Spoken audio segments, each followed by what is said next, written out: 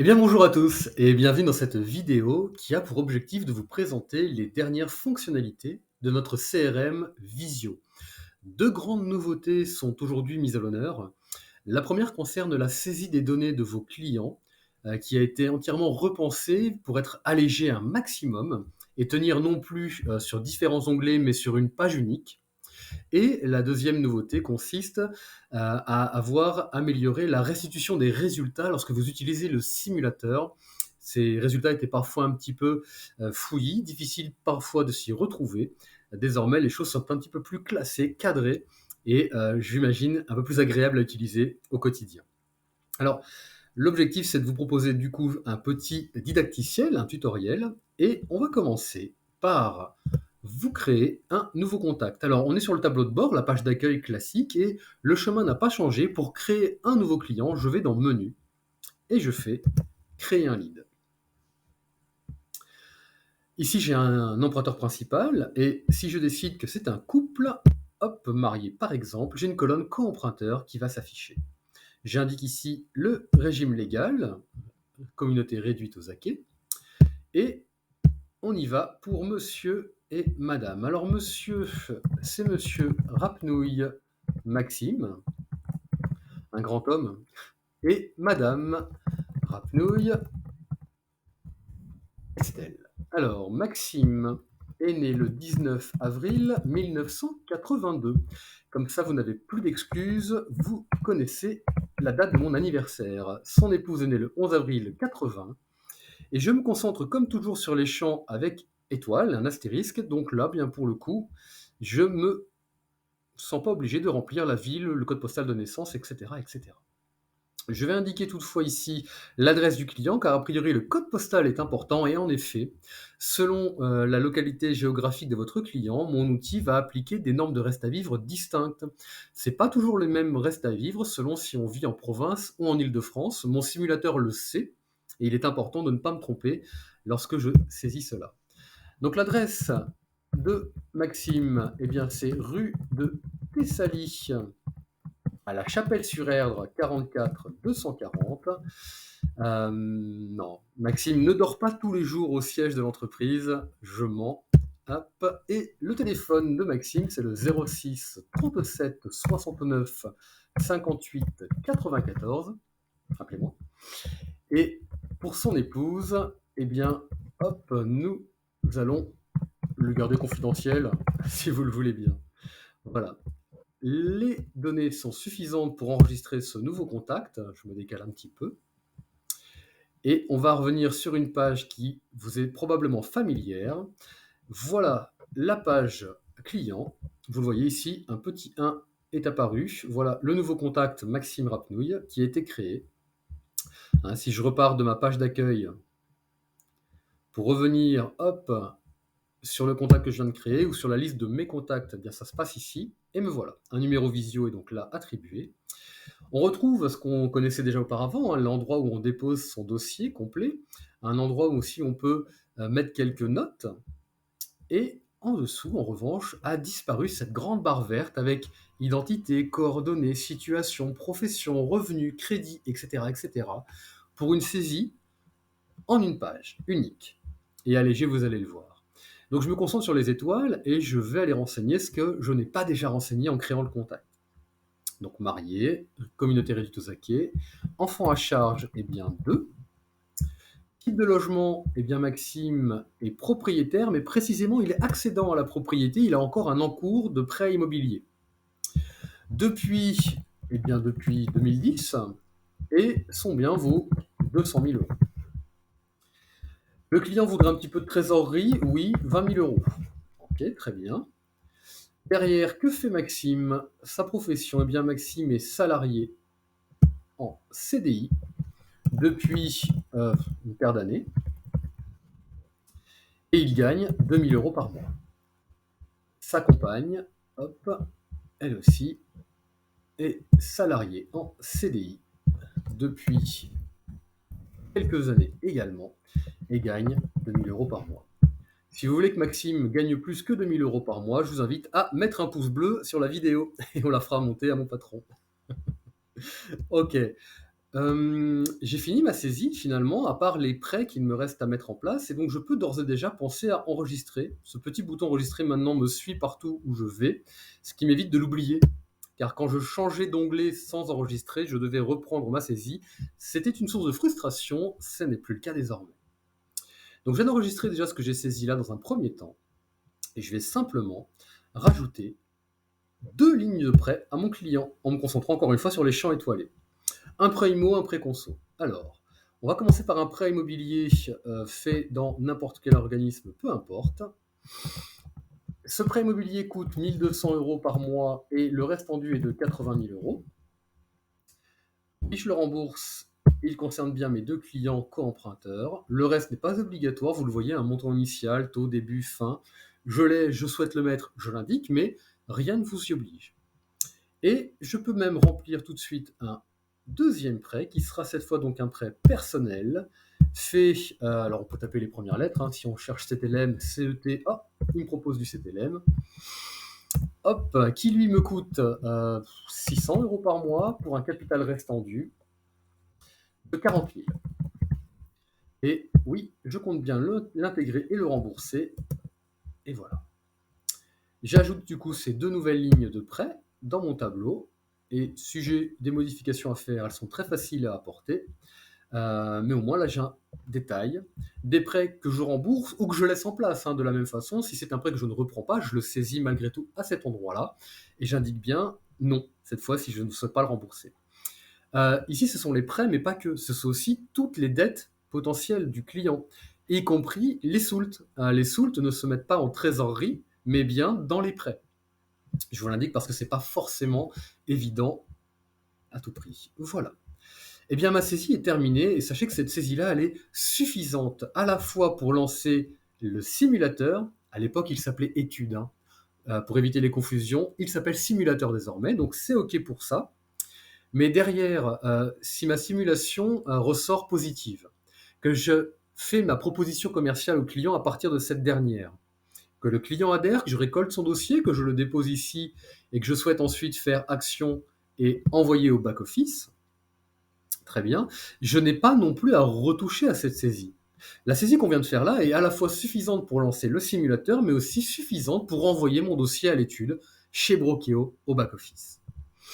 Lançons le simulateur donc et voyons voir comment les résultats s'affichent désormais. Vous le constatez, la première chose qu'on voit, c'est un nouvel encadré qui immédiatement me met en exergue 2 solutions, une sans garantie et une hypothécaire. Quel est le choix qui a été fait? Eh bien, ici, c'est le meilleur gain sur échéance que votre client peut obtenir. Et c'est ça qui fait la solution qu'on met en avant. Quand on va réaffiner derrière les différentes solutions dans le détail, peut-être que ce ne sera pas ça que je vais aller chercher spécifiquement pour mon client, mais voilà. La première chose qu'on voit en tout cas, c'est le meilleur gain possible sur échéance, banque après banque. On me dit ici que le CGI sur 15 ans, c'est le meilleur gain sur échéance pour mon client, et que le CFCL sur 35 ans, car effectivement en hypothécaire usure IMO, a priori ce serait bien le cas, on peut faire du 35 ans, eh bien on a le meilleur gain sur échéance. On me propose par contre une solution en taux révisable, ça a beau être le meilleur gain sur échéance, je ne suis pas certain que ce sera vraiment ma proposition finale à mon client. Mais ok. Je descends un petit peu, et ensuite, banque par banque, je vois tous les produits auxquels mon client est éligible. Alors au CFCL, on voit que mon client est éligible sur le produit First révisable et First classique, fixe, et il est éligible au produit classique et classique révisable. Donc déjà, je vais tout de suite exclure moi les produits révisables, ça ne m'intéresse pas, je vais plutôt me concentrer sur les produits à taux fixe, et au CFCL, eh bien mon client à taux fixe, il a un produit classique et un produit First. Le First étant le premium, si mon client a le droit au premium, je vais là-dessus. Alors pour avoir le détail maintenant, donc je vois que ça va de 11 à 35 ans, pas plus court, pas plus long, c'est déjà pas mal. Le détail, je le trouve ici. Donc au CFCAL, voilà un petit peu tout ce que je peux trouver. Je vois ici que je suis déjà un petit peu tendu en termes de reste à vivre et d'endettement. Sur des durées un peu plus longues, l'endettement va mieux, mais le reste à vivre est toujours un peu limite, donc déjà moins de 15 ans, on oublie. Pour mes clients, peut-être que 20 ans serait une solution assez adaptée. Je vois qu'on est à 1120 euros par mois, le gain sur échéance m'a l'air confortable. Voyons un peu plus dans le détail ce qu'on me propose. 144 000 € à financer pour mon client, frais de notaire et frais de dossier du CFCL, donc inclus dans l'enveloppe de financement. Parfait. Pour l'instant, frais d'intermédiation, 0. Les premières simules qu'on lance, il n'y a pas de frais de mandat. Le taux nominal est 4,97. Le TAEG à 5,47. J'ai un peu, pas beaucoup de marge sur le TAEG, le taux d'usure. Je vois ici la mensualité hors assurance et le prix exact de l'assurance groupe du CFCL. C'est pas une cotisation inventée par hasard, c'est très pointu. Je vois les nouvelles mensualités, l'endettement avant-après, le gain sur échéance, la trésorerie que je retrouve là, les normes de reste à vivre, de ratio hypothécaire, etc., etc. Ok, ok. Donc ça, c'était pour le CFCAL. Si je choisis le CFCL, je retravaillerai avec un petit peu de mandat pour voir jusqu'où je peux aller. Le CGI, je sais que ce sont des solutions sans mandat, donc si je m'intéresse à ce que propose le CGI, je n'aurai pas forcément rajouté du mandat, je sais que c'est toujours sans mandat au CGI. Mais par expérience, c'est pas la banque que je vais forcément privilégier en première lecture, mais Creatis, qui elle aussi est une banque sans mandat, je sais pour mémoire, parce que j'ai ma grille de rémunération près de moi, que les rétrocessions sont intéressantes, et même sans mandat, les coms à aller chercher peuvent être assez sympathiques, et les taux clients sont très bons également. Alors chez Creatis, j'ai des solutions en hypothécaire, ok, Prime 2, NIR 2, ok, Prime 2 également, NIR 2, ok. Pourquoi pas. J'ai des solutions sans garantie, c'est le conso proprio, P1, P2, ok. Ok. Je chercherai peut-être la durée la plus longue pour mon client en hypothécaire chez Creatis. Le Prime 2, le NIR 2, je suis en P1. Après, le P2, c'est moins plus dégradé. Donc, la meilleure propale que je pourrais faire à mon client, c'est celle-ci. C'est la première qui s'affiche, en vrai. Dans le détail, sur 25 ans, c'est ce qui m'intéresserait le plus, finalement. Qu'est-ce que j'ai à proposer à mon client ?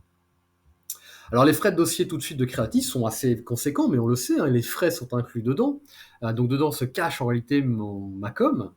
Ok, 5,47 en taux nominal, mensualité 1175 € assurance groupe inclus à 200%. Ok, la propale me convient, elle me plaît bien.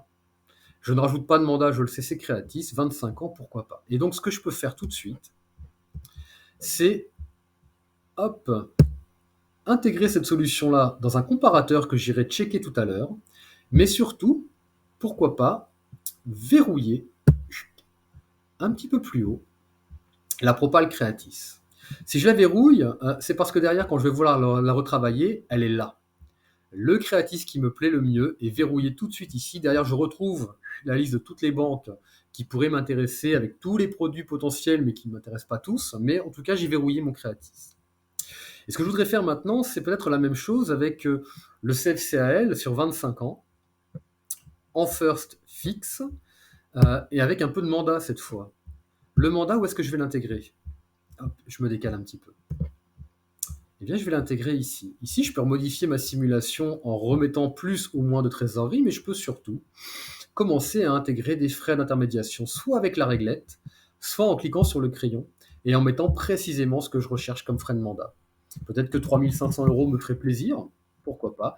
Et je peux donc relancer le simulateur avec 3 500 € de mandat, cette fois-ci intégré. Ok. Creatis, en revanche, il est verrouillé et la simulation qui a été faite ici est toujours avec mes 0 € de frais de mandat. Et ce qui est logique. Je ne voudrais pas que Creatis me sorte des propales avec des frais de mandat lorsque ça n'aurait pas de sens.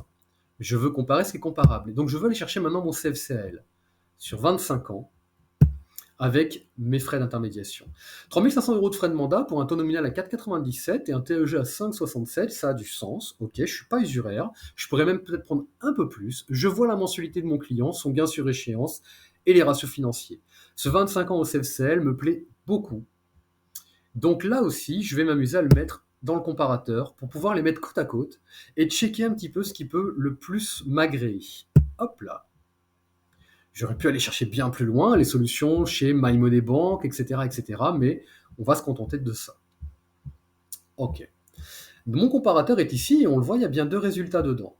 Je pourrais aussi tout de suite d'ailleurs, hop, verrouiller mon CFCL avec mon 3 500 € de frais de mandat, ce qui fait que derrière je peux tout remodifier, de la trésor, le mandat, j'ai toujours cette simule qui est bloquée avec les 20 000 de trésor et les 3 100 balles de frais de mandat que je pourrais retrouver à tout moment. Très pratique quand on s'amuse à faire plein de simulations différentes en même temps. J'ouvre mon comparateur et effectivement, côte à côte, je vois ce que me propose Creatis, le CFCL. Des cotises d'assurance groupe sensiblement équivalentes, un taux nominal plus intéressant au CFCL, etc., etc. Et après, peut-être que je peux faire un vrai choix très éclairé derrière. En effet.